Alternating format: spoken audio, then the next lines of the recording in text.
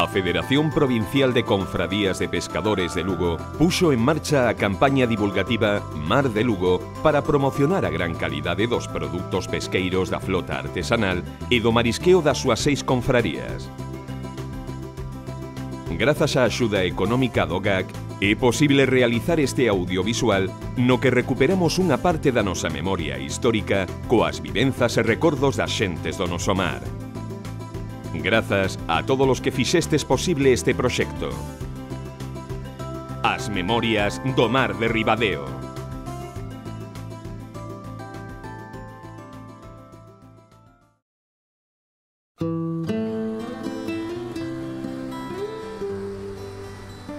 A vila de Ribadeo, coa súa privilexada situación nun enclave natural de transcendental importancia xeográfica, ecolóxica e medioambiental, ten sido ao longo de séculos un enclave privilexiado para o desenvolvemento da pesca, do transporte marítimo e de todos os oficios que xiran en torno ao mar.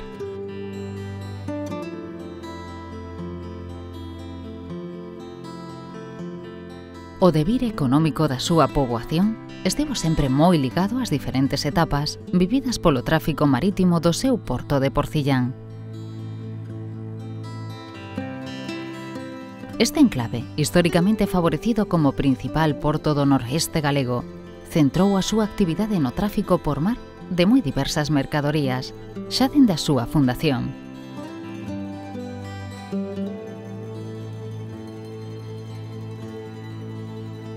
A relación de Ribadeo co mar é evidente, mesmo desde a súa creación.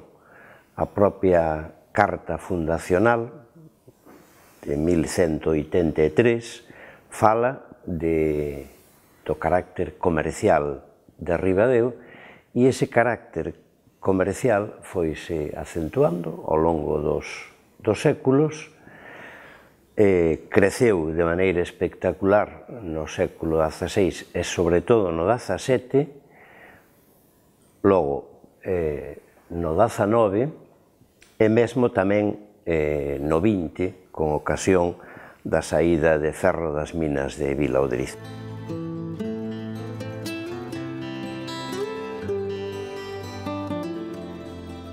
O porto ribadense foi, pois, un enclave importante da cornixa cantábrica no comercio internacional de mercadorías de ultramar.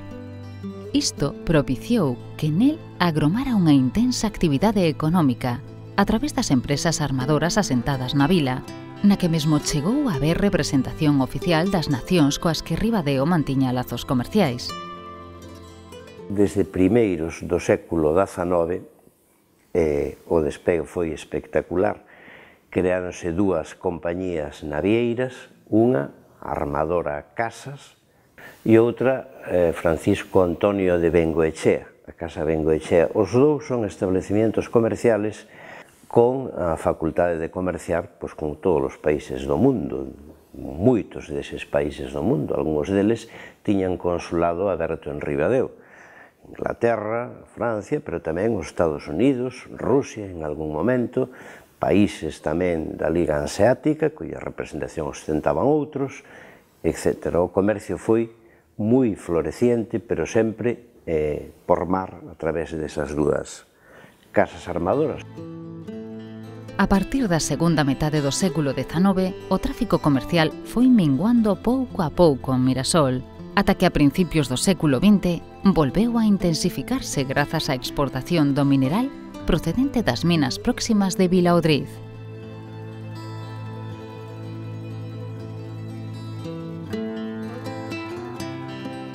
Xa na actualidade, o porto ribadense destaca na súa faceta comercial, a través da exportación de madeira e, sobre todo, de pasta de papel producida na factoría celulosa de Navia, en Asturias.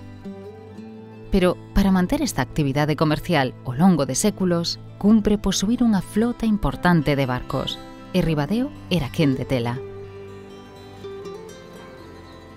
Para dar unha idea, simplemente unha pincelada, digamos, dese poderío desa época, sobre todo a mitade do século XIX, a mediados do século XIX, o barco, o veleiro máis grande das casas armadoras de Ribadeo, a fragata Casas, tiña un rexistro de 650 toneladas, un rexistro bruto. Estamos falando, xa digo, de barcos de vela, en este caso, un barco de vela maior.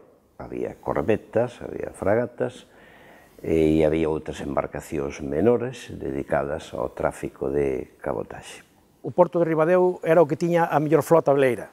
Os barcos máis grandes estaban en Ribadeo. Incluso eses barcos navegaban ao Caribe e Cuba. E iban, como os patróns que os mandaban, non lles chegaba o nombramiento, pois iban pilotos ao mando para facer eses viaxes. E depois seguían os patróns mandándoos. E, curiosamente, a maior parte deles eran mandados por patróns de San Ciprián e dotados por mariñeiros de San Ciprián. Eu acórdome de cativo que, bueno, aquí que se cargaba e descargaba era mineral de ferro, despois tamén madeira e barcos de sal. Despois xa foi cando empezou con a pasta de papel de Navia, e aí foi onde empezou o muelle comercial outra vez a ter importancia. A marxe da súa importancia no eido do tráfico de mercadorías, a pesca foi tamén vital para o desenvolvemento destas terras. Neste senso, compre salientar o veciño porto de Rinlo como o lugar no que máis cedo e máis fondo xerminou este oficio. Este pequeno pobo, con máis de 500 anos de historia, ten as súas orixes ligadas á presenza dun porto baleeiro, coñecido popularmente como o lugar no que se criaban os mellores percebes, langostas, lumbrigantes e centolas de toda a costa cantábrica. Construíuse nel unha das primeiras cetarias naturais de España no ano 1904, aproveitando unha zona rochosa da súa costa onde entra o mar e na que formaba unha pía natural. Posteriormente, e debido ao éxito do marisco obtido, construíse unha segunda cetaria a 500 metros da anterior. Rinlo tamén tivo o privilexio de ser o segundo lugar de España no que os seus mariñeiros se asociaron para constituir un pósito de pescadores. Este pósito mantívose en activo ata abril do ano 2004, data na que por iniciativa propia se fusiona coa Confraría de Ribadeo. Ademais de Rinlo, a vila de Ribadeo tivo tamén unha gran significación como porto pesqueiro. Hai décadas a ocupación pesqueira na vila foi considerable, chegando o seu porto a dispor na década dos 80 cunha importante flota e onde nas súas instalacións tamén operaban embarcacións doutros puntos de Asturias e de Galicia. Daquela andábamos ao boliche, á Tarrafa. Tíamos un aparello que collíamos sardiña, chicharro e por aí, non me entende?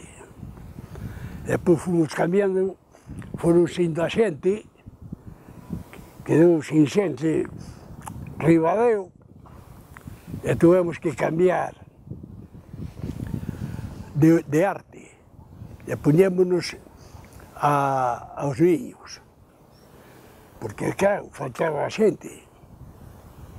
Este é que largamos un aparello aí na cabeza diso e veu cargado de corvinas. Pense que traíamos 500 kilos de corvina. Bebe, mire que grandes eran, chegaban aos pés, no mes da cabeza aos pés. Eu tiña que facerlles os recaos, limpiar a lancha e ir os recaos. E iso foi como empezamos nosotros. Cando empezamos nosotros había 7 ou 8 lanchas aquí, non había máis. Pequenas. Despois sí que xa empezamos a ir para arriba todos e todo o mundo colleu barcos buenos e lanchas e por aí houve buena flota aquí. Cando eu comecei aquí na ría había de haber unhas 40 e pico de embarcacións, delas 30 serían de Ribadeo, ou unhas cuantas das Figueiras, e despois había embarcacións tamén que tiñan base no porto de Foz, pero que faenaban aquí en Ribadeo. As capturas daquela en algunhas especies eran abundantes e hoxe, desgraciadamente, escasea o peixe e a flota. Había 4 ou 5 volanteiras, outros 4 barcos de arrastre, 2 ou 3 pincheiros do Gran Sol e o resto eran de artes menores. As especies que máis se capturaban eran a pescados que se dedicaban á volanta.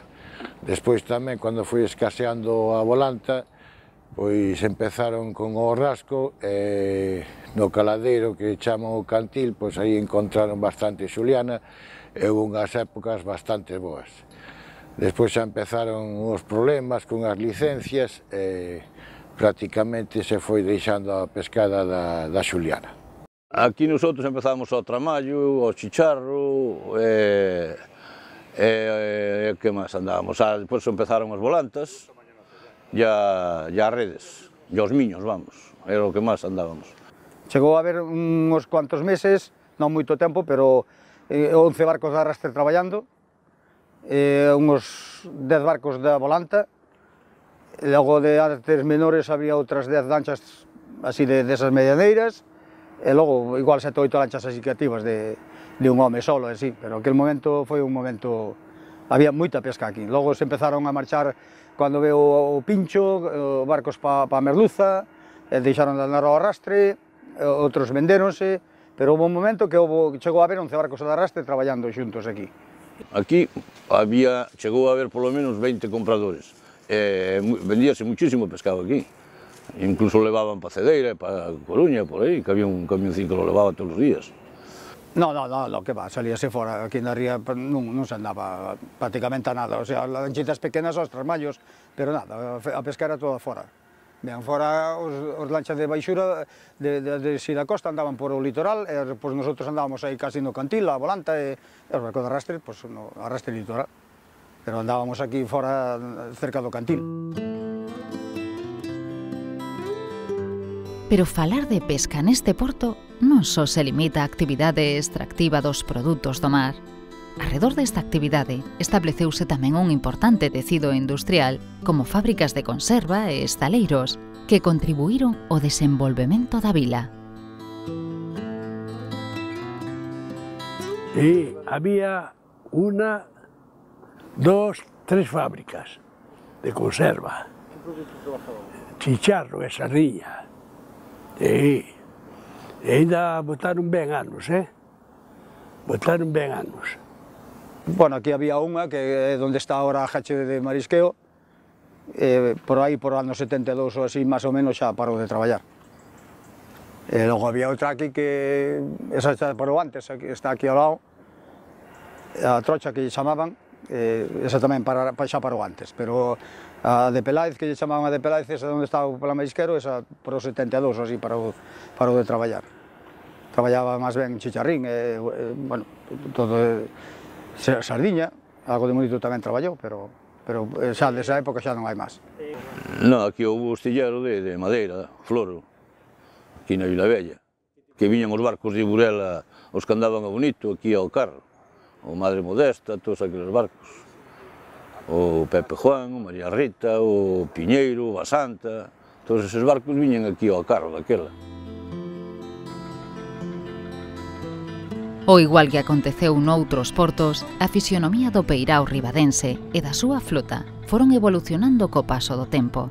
Pouco a pouco foise mellorando en medios, en infraestructuras portuarias e tamén en vías de comunicación, o que permitiu a mariñeiros e traballadores portuarios facer máis levadío o seu traballo.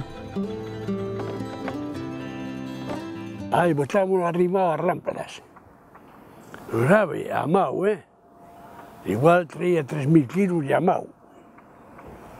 E, bueno, íbamos así antigamente. Nosotros fixéramos un carro grande e metíamoslle 2.000 kilos. E lá iban 2.000 kilos para arriba. O sea, naquela época a lonxa facíase todos os días da semana. E únicamente se descansaba os domingos. A cofradía, había o edificio da cofradía e a lonxa estaba no peirao de Porcillán nunhos almacéns. Era todo moi precaria, con 2 ou 3 básculas, e despois, dependendo das capturas que facían as embarcacións, pois había veces que nada máis que se podía facer a venda dun barco hasta que terminaba e quedara espacio para meter outros. Hoy día, pois, bueno, todas son comodidades, hai carretillas eléctricas, hai carros en condicións. Tamén me lembro que moitas veces, pois, igual estaba o carro, que había un solo carro que igual estaba ocupado, e entonces as tripulacións, como tamén eran abundantes, pois levaban, facían como se fora unha fila india e iban levando as caixas para lonxe. O Ponte do Santo no sector pesqueiro, pois, influiu moito. Porque antes, por exemplo, os compradores que viñan a mercar aquí a lonxe de Ribadeo, que eran de Asturias, pois como non foran cantidades moi grandes, pois tiñan que transportar o peixe na lancha de pasaje, porque era moito recorrido, que é moi mala carretera, que era desde... había que dar a volta por a Veiga, con o cual levaba moito tempo. Entonces, cantidades así pequenas, pois, por exemplo, os que viñan de Tapia, pois viñan hasta as Figueiras, cruzaban a lancha e despois levaban, outra vez volvían cargar nas Figueiras. Unha vez que fixeron o ponte, pois xa directamente todos os días viña con os furgóis ou os camións xa hasta o peirao, co cual era moito traballo que se quitaba de encima.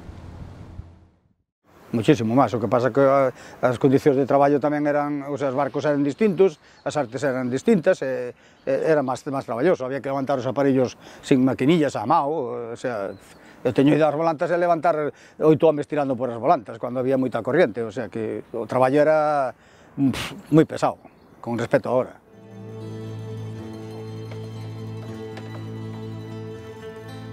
O carácter mariñeiro desta poboación tamén queda reflectido nalgúns episodios acontecidos na historia recente da vila que foron derribando en pequenos mitos co paso do tempo. Este é o caso da embarcación Fernando Villamil, a insomersible, a cal, segundo a crenza popular, foi castigada polas autoridades da época a non saír nunca máis a navegar por non cumprir a súa finalidade. Era unha lancha que botaron ao mar e daba voltas con os paus. Chegaba abaixo e puñase con os paus para fora, para arriba. Non me entende? E iban amarrados. E o segundo día, alá van a probar outra vez a lancha. Pero cambiaronla de mar a menos agua. Entón, deu a volta con os paus así, tocou abaixo, e non viña para arriba a lancha, de afogáronse 2 ou 3, que iban amarrados. A embarcación Fernando Villamil, da Sociedade Española de Salvamento de Náufragos, foi a protagonista de un dos naufraxios quizá máis famosos e máis tráxicos que tiveron lugar na ría de Ribadeo. O certo é que a embarcación fixo probas de mar o 28 de setembro de 1919. É unha embarcación autoadrizable e insumersible, ten a proa e a popa uns tambuchos estancos e outra serie de mecanismos de desagüe. No caso de que emborcara, pois volvíase a estabilizar, pois se chama autoadrizable. Baixo o mando dun capitán da Marina Mercante e 7 tripulantes, en un día de moita tormenta, era un domingo, por conseguinte había moitísima expectación, dado as características particulares da embarcación, e moi cerca do embarcadeiro de Porcillán, entre a Cova da Vella e Cabanela, unha racha forte de vento e de mar, fixo que a embarcación emborcara e morreron 3 tripulantes.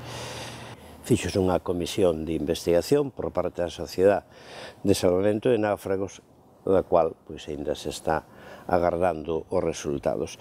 Logo hai unha serie de lendas, como o feito de que estaba arrestada. A lancha pasou a terra durante anos no local da Sociedade, un local construído en 1913, que estaba no muelle, e aí quedou. Logo pasou aquí como obxecto de museo. Non foi ata finais dos 80 cando unha serie de circunstancias socioeconómicas acontecidas na comarca, como foi a implantación da factoría de Alcoa, influenciaron na actividade pesqueira ribadense. Isto motivou que o oficio da pesca fora esmorecendo paulatinamente en Ribadeo. Ten que ver que a xente, agora non hai xente para andar ao mar, e naide se mete a barcos, ni naide nada, ben ves como está todo por todos os sitios, entonces a xente non ten ánimo para nada, nada máis que para ir tirando, esperar que veña a jubilación e marcharse, como todos. Foron mellorando, pero aquí empezouse a vender as embarcacións, e a xente empezou a quedarse en terra, un para un lado para outro, e bueno, daquela tamén empezou a alumina, tamén eso quitou moito o tema da pesca, eu penso que foi a xente que foi migrando, deixando o mar.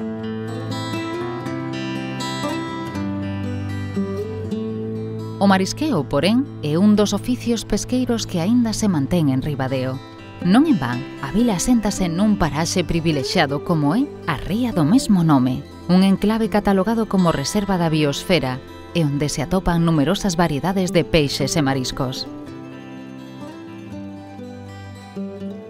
Eu, cando empecé no marisqueo, tiña 20 anos, eu non son de Ribadeo, vim de fora. Cheguei aquí, non sabía o que era iso, prácticamente non conocía o mar.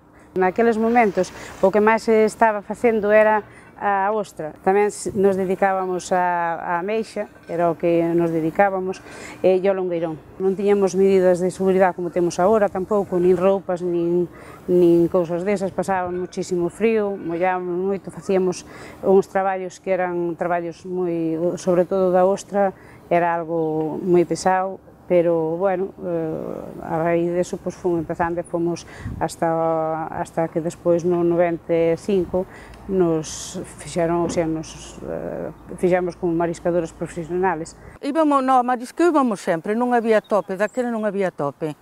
Íbamos sempre que había mareas, íbamos vender por as casas, non era para vender, vendíamos así, ainda un día fui un ayudante de marina a venderlas, e estaba vedado, e fomos ali, mira que cría éramos.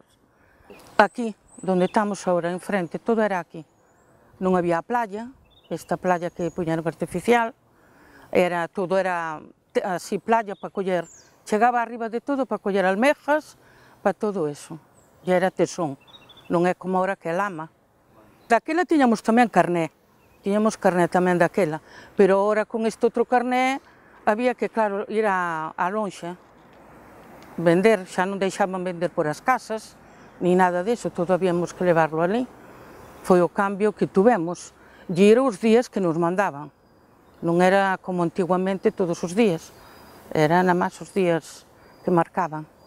Normalmente o que era a ostra íbamos todas xuntas, pero o que era a ameixa, pois íbamos cada unha por o seu lado, e non se vendía ao principio, pois vendíase como se podía, non había nin que pasar por lonja, vendíase pois aos bares, ou vendíase, bueno, pois vendía cada un como podía, ou levaba para casa para comer, porque como non había que justificar nin ventas ni nada, pois o que sí que facéramos os planes de explotación, nosotros poñemos as vedas, ou sea, poñemos as fechas que podemos ir ao mar, a ameixa que lle deixar o seu tempo para repoblarse, que deixamos sempre julio e agosto, entonces alternamos un pouco, como hai varias especies, pois o que facemos é, por exemplo, xaneiro, febreiro e marzo dedícase ao erizo, entonces xa o que é a zona do percebe xa se recupera, pois xa son 3 meses que está cerrada. Logo o que é a ameixa é o mismo, porque esos meses de julio e agosto non se vai a nada, nin ao longueirón, nin a nada, entonces xa se deixa que se reproduzca, que medre, o sea, que volva outra vez as zonas a dar. Entonces o que facemos é facer o plan de explotación e nosotros especificar os días máis ou menos que queremos ir dentro do que a Xunta nos permita da cantidade de días. Dende a súa constitución e ata hoxe en día, a Confraría de Pescadores de Ribadeo é a encargada de representar os intereses económicos e sociais do sector pesqueiro e marisqueiro da vila. Aínda que moi minguada no seu número de compoñentes respecto a anos pasados, esta institución segue mantendo unha intensa labor a prol dos pescadores. Actualmente a cofradía pois ten 7 embarcacións que son de artes menores, afiliados hai 27, mariscadoras son 15, actualmente estánse dedicando a maioría delas ao percebe, tamén hai algunhas que se dedican ao percebe tamén, pero tamén á playa, a Meixa, ao Longueirón, Vígaro. Solo se vende ourizo nesta lonja, solo ourizo e percebe, porque o que os barcos normalmente pois van vender a fora, porque aquí compradores hai poucos, aquí vendían parte del e a outra parte pois tiñan que salir igual, desplazarse fora, entonces lógicamente pois van ás ventas, ás vendedorías grandes como Burela, entonces agora mesmo na actualidade pois somos pouca xente aquí, pero bueno, vamos aguantando e vamos luchando e seguiremos luchando porque isto siga un pouco para adelante. Ao longo do tempo, esta institución foi impulsora de diversas iniciativas, tanto a nivel social como laboral, tendentes a mellorar as condicións de vida dos pescadores ribadenses. Xa de cativo acórdome que a cofradía fixera as casas de mariñeiros e despois xa tando na cofradía pois fixose outro grupo de casas, eran terrenos que tiña propiedade da cofradía e que los fixo para os seus socios. Tamén había unha escola náutica e casi todos os patrois que saliron así máis ou menos da ría, tanto galegos como asturianos, pois, de asturianos me refiero de Figueiras e de Castropol, pois que fixeron aquí os cursos e sacaron as titulacións. Actualmente, compre salientar a labor que está a facer o Pósito Ribadense en colaboración co Centro de Investigacións Mariñas, organismo dependente da Xunta de Galicia e implantado dende hai varios anos nesta vila, co fin de mellorar a produtividade dos bancos marisqueiros e a comercialización dos recursos da zona para poñelos en valor. Como Centro de Cultivos Mariños, a cofradía ten buena relación, tamén nos tenen dado semilla, de almexa, e parece que tamén algo de ostra, últimamente parece que é algo de ourizo, para a cría de ourizo. Non ten buenas relacións, non temos buenas relacións, vamos.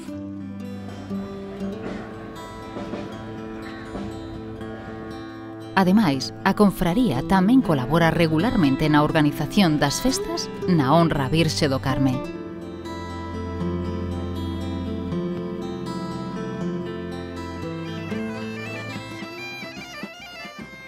E organiza anualmente a Festa Gastronómica do Percebe, celebración que ten lugar na parroquia mariñeira de Rinlo, habitualmente na primeira quincena de agosto, e que congrega miles de visitantes ávidos de degustar este marisco senlleiro dos mariscadores e mariscadoras ribadenses. Ademais, o Pósito tamén participa xunto con outras institucións e organismos na promoción doutras especies propias desta confraría como o lámparo, o vígaro ou o ourizo de mar. Ribadeo pode estar orgulloso das súas xentes do mar. En todos os seus séculos de tradición mariñeira, homes e mulleres desta vila teñen demostrado estar dispostos a loitar polo seu futuro. Os retos son moitos e nada doados, pero nas súas mans está a garantir a continuidade da súa actividade a través da explotación sustentable dos recursos e procurando a revalorización das especies que día a día desembarcan na súa rula.